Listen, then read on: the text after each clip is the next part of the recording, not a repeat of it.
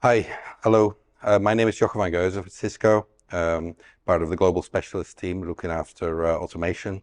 And with me here is Pedro Brites, who is part of the same team as myself. So we want to talk to you a little bit about router optical networking, and specifically how do we automate that. So we'll take you through a few points today. First of all, what is routed optical network and why do we do it in the first place? You know, what is it all about? Then why does it need automating, right? What challenges does it present for the service providers that go and deploy it? How they need to run their networks, and how do we help them with our automation solutions to kind of get this working for them in a way that they can consume it at scale. And then we'll show a little bit about the hierarchical architecture of how we do that. It's the same architecture that Rana talked about in the previous solution, and then we'll give a demo of that hierarchical system that sits at the top of our automation controller stack. So first of all, why run, and what do we actually do with that? So as you see here on the screen, we have the old way at the top of how we used to build network, and let's say the new way of how we used to build networks at the bottom. They're very similar. You have a router, and it needs to be connected to something called a ROADM, which is an optical networking switch that switches wavelengths through the optical network. Now, the way that used to be done was that the router would be connected with a gray optic that goes into the router, and it would have a fiber jumper cable. It would go into another gray optic, which sits in a transponder, and that transponder is ultimately connected to the ROADM over a colored wavelength, so one of L-band or C-band wavelengths.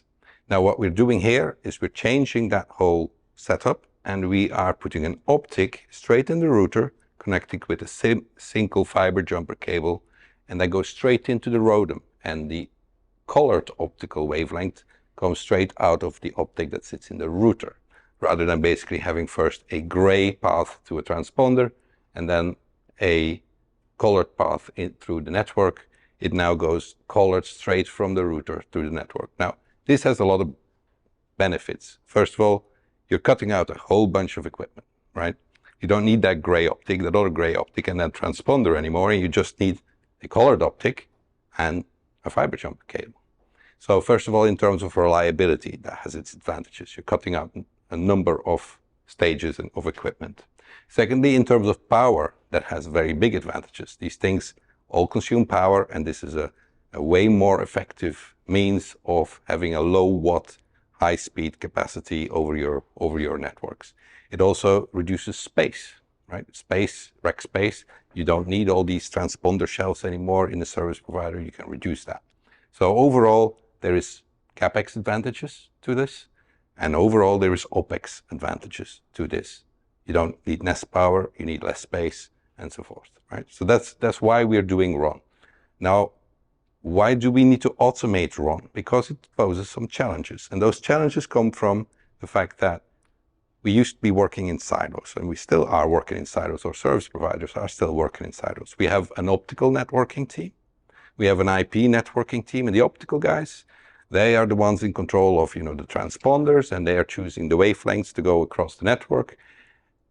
And now some of their equipment that is dialing into those wavelengths now sits in a router, which is in the other team, right? That's managed by the IP team. Now the IP team probably doesn't have all the details that they need to be able to, you know, tune that laser to the right frequency and be able to manage that. So what we need to do here is to put some software solutions over the top of that in order to give the optical team the ability to control that and give an overall view of the network. And so that's what we're doing, and we're using the same software products that Rana was talking about and Tom were talking about before. We have our Cisco CNC and our Cisco HCO that we covered in the last presentation, and we have a number of stages of how we enable this capability, starting from, you know, people that don't have these controllers in place yet. How would they, if you don't have CNC yet and you're managing your network in a different way, in the classical way before all of these controllers existed. You know, how do you do that? What do we do for people that do have that capability, and how do we basically move that across? So this is the view that you saw earlier from Rana. We have the hierarchical controller at the top, an IP domain controller that is like CNC, but it could be another vendors as well. That is managing the IP equipment, and then we have an optical controller, which is managing the optical equipment. And there could be multiple of those, right? You may have multiple IP domains, you may have multiple optical domains. So what we're going to show you now, or what Pedro is going to show you now, is how we apply that, and we're going to just show you a demo of our system and how you would use that to kind of look at an overall optical network, RON network, and how that would be automated. Thank you. Thank you, Jochen. Hello, everyone. So as Jochen said, I'm going to walk you guys through some of the demo. So I'll be playing with two systems because I'm limited to what we're using this system in the floor as well, and we're doing demos all the time to customers. So I don't want to upset too much my colleagues. But so you can, if you're interested in to know more about this demo, so that's Net 06 in the world of solutions. Happy to have a more deep dive discussion if you're interested to know more about this. Let me quickly walk you through the one of the setups we are running. So this is the setup we're running on the floor as well, and I'll be demonstrate some of these functions. So what we've got here is 8201 that's acting as one of the routers where we're going to plug that transponder type on an SFP format. So it goes into this router. Then what we have here, it's open line system. In this case, we are using Cisco, but it could be Sienna, it could be Nokia. We don't care. We are multi-vendor, so we can integrate with any other OLSs as well. And then finally, we have on the other hand the other router. And then so I'm going to show you the turn up, how easy it is to set up this IP link end to end, provisioning also within the OLS. And the second thing, it's I'm going to create a fault, and you're going to see how easy also to troubleshoot a fault. Even we're here mixing the layers a bit between IP and optic.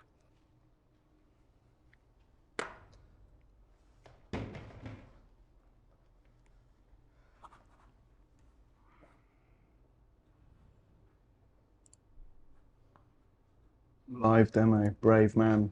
Yes, yes, oh, I like it. So first thing, color schemes that we have seen here, right? So in blue, as you might guess, is IP network. Circles, blue circles are devices, IP devices. And then in white, I have the ability to spread the layers as well. So in white is our IP domain, optic domain. In this case, we actually doing two optic domains, and this is the beauty of this hierarchical architecture, because we can bring these multiple domains, even if it's on the same layer, if it's optic, we can have 1, 2, 3, 4 domains in a single screen, make it easier for people for the operations. So this brings the operation simplicity to the table, right? So if I use like my tags here, where I can manipulate the view, so I can just look at one of the domains. So now I'm just looking at the domain where we're going to create the service. And then obviously I can also look at my topology, my IP topology. For instance, if I'm only interested to see where I got my RON links, so I also can manipulate that with tags. So I come here and then I can see just my RON links as a visualization. So we have all the, so this can be to IP and optic guys, both can use this platform because it's like a single pane of glass that we're looking. If I drill down, let me bring to multi-layer. So if I'll drill down in one of the principal sites, so we can see there is a device as I click on the device, I get to see details about this device, like which type, management, what version of software is running. I can see the tags that I'm using, so we don't have a hard limit on the tags, so I can have multiple tags as I wish, and any of the applications can use these tags.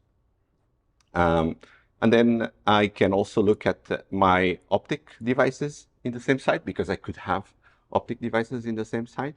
In this case, I got two ROADMs there is a 2K and a 1010. And then I can see crosslinks. So what are crosslinks? Crosslinks is where we plug the router to the ROADM.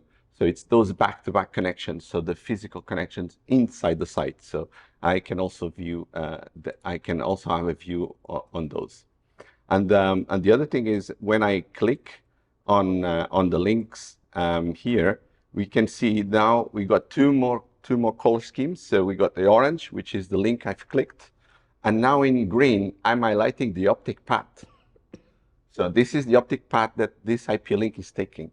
So I'm now really bringing this correlation, and this is why we are proposing this hierarchy controller of the controllers, so we can bring this multi-layer view. So let me now just play a quick video to show you the turn up, how easy it is to do the turn up. So we have applications that have different roles. So no, I'm going to go now into Service Manager. So here it's the application where we do the turn up of this link. So the first thing, obviously, we need to put a name that we're going to give to the IP link itself.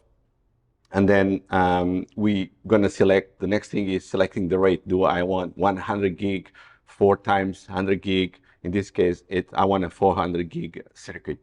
Then the next step, and you see it's picking the site. So I'm now going to select the site. And the good thing we do with our tool is, when I go to select the interface, the only interface that appears is the only that is capable of carrying this service. I'm not going to get the full list of interfaces in the router. And then the next thing is going to site B, and I'll do the same process. So picking the site, and then the next thing is I'll be picking the interface. So now picking the site, B site, now the interface on B site. And at this point, I'm now going to define my IP addressing that I want to use for my IP link. In this case, I'm going to use /24 because it's what my colleagues in the lab, they like to use. But it could be just a /31, so no limitation here on the system. And then the next thing is to define, so if I know what I'm doing, I can select C-band, L-band, or I can just leave that for the controller, and the optic control will give me that information in the background. So now I got a summary, and at this point in time, I'm pushing the configs, and I'm talking to the optic controller. Give me the alien wavelength between this point and this point, and tell me which frequency are you using for it. Then it's going to reply with the frequency, and then I'm going to go back and I'm going to talk to the IP controller and say, now you need to do this configuration into these devices, into these pluggables, so we can establish this IP link. So that's what he's doing now in the background. So he's creating all of that. So this process takes around 3-4 minutes, and then we're going to see the link. So this point. Does your system also know how many wavelengths still available on a physical link? Yeah, so the optic controller takes responsibility to make that decision and give you the best one for the service. This available, okay. But you can say there is still something available, or the link is already totally utilized, yeah? Exactly. You also have the ability to specify, I want to use this specific alien wavelength, this specific frequency for this, and they also push that into the optic controller. I'm coming not from the optical world, but is it like this, that then you have also maybe links that are better versus you can have several service classes on these different, and then you can make decisions on those? Correct. I think it's also dependable on from the distance, right? Exactly. So the distance, fiber quality, there's all these factors, right?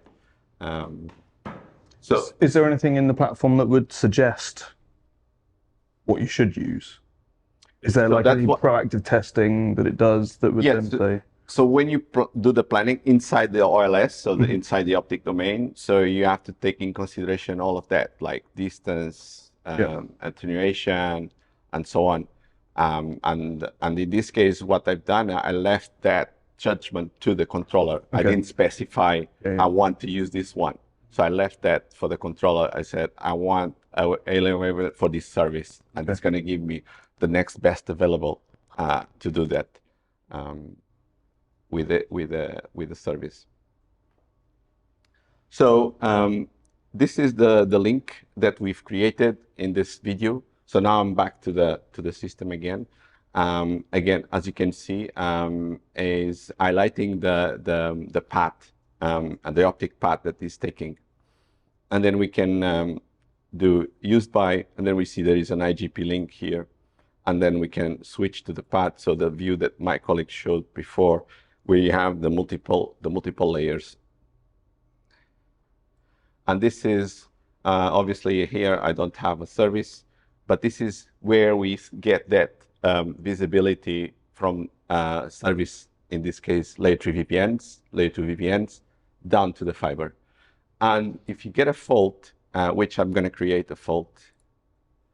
So let me create a fiber cut. So I'm going to create a fiber cut here at this point between Benevento and Battipaglia.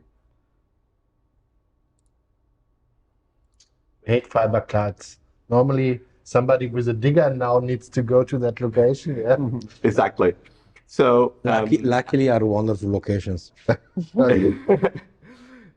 So at some point, so we're going to get, because we subscribe the notifications of and we see. So now the fault is live. So we it turned red because we subscribe to the notifications of these optical and IP controllers, so we can be near real time.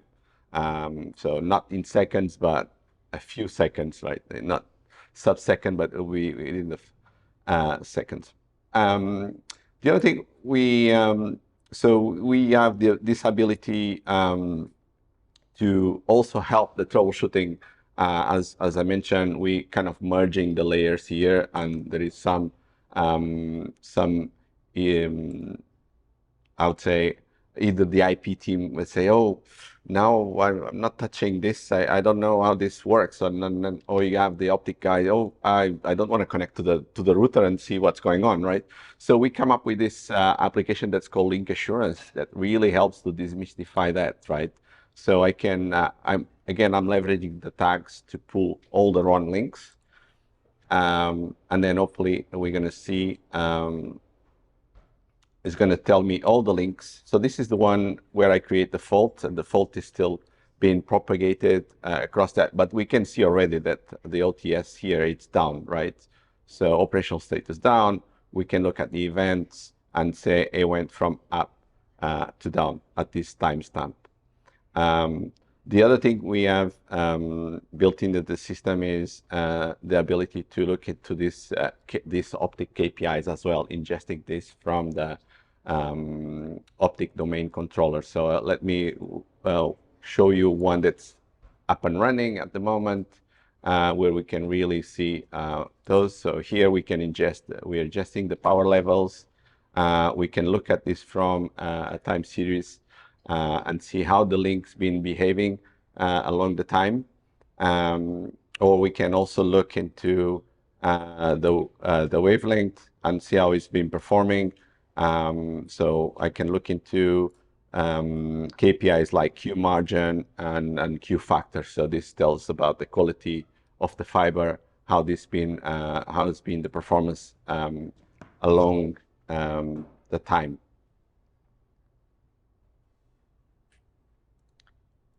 Any questions so far? Great, thank you. So we also do, one of the other big use cases we are addressing with this platform is, just log into this system.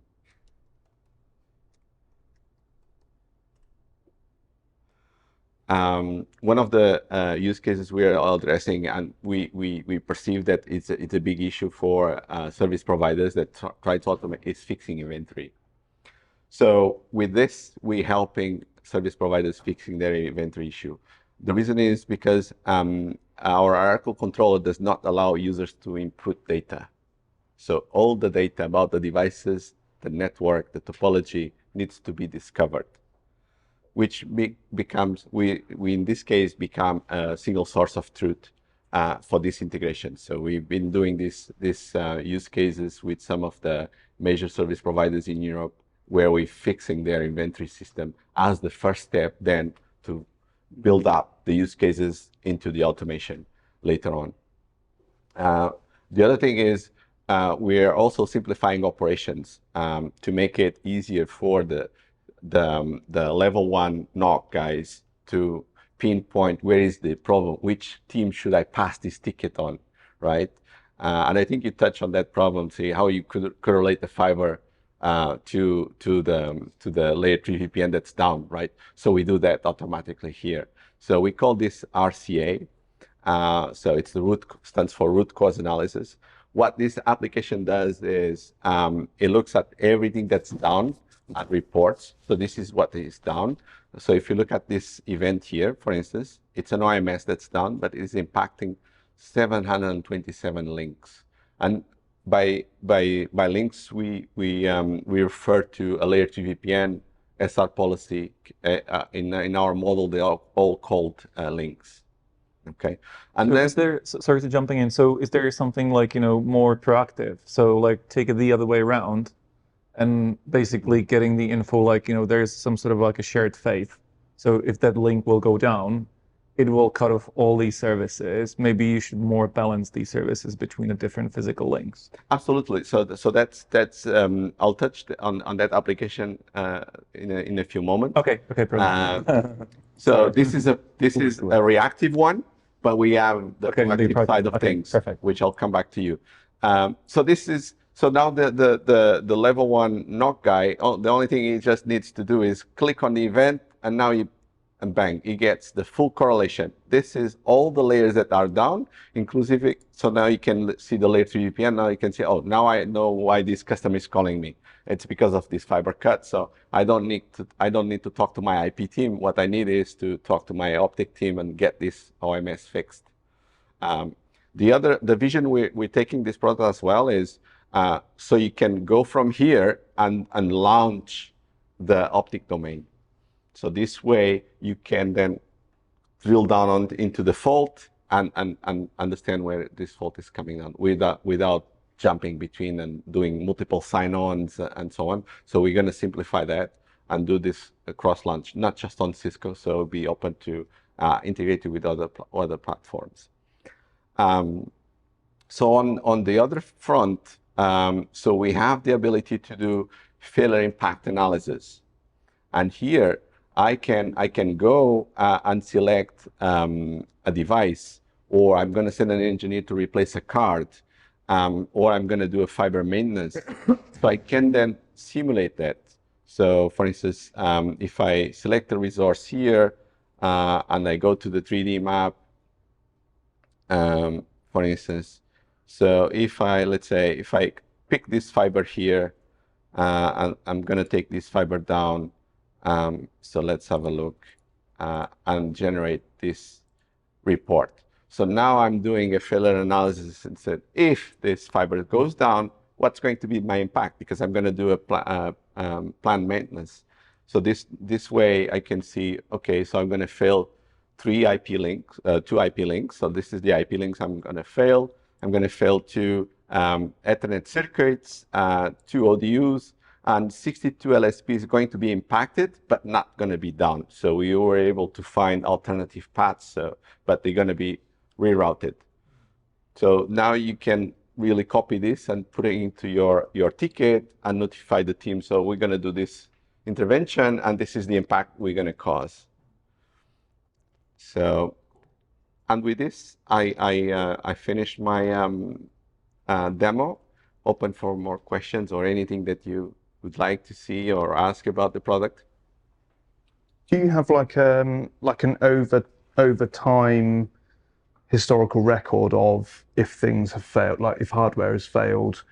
Just thinking that you're cross vendor, if you start to see, okay, this particular model we're noticing is breaking down more often, why don't we go in and proactively replace those because we can see that there's a trend that we're getting issues with them? Is that something that you can bubble up to the surface? It's a good point. Actually, I forgot to mention, we have a built-in time machine that allows, combined with an application that we call History app. So let's say we know, oh, this OMS has been going up and down. We can do a filter, we can do the query, and say, and you're going to tell you how often it's been down.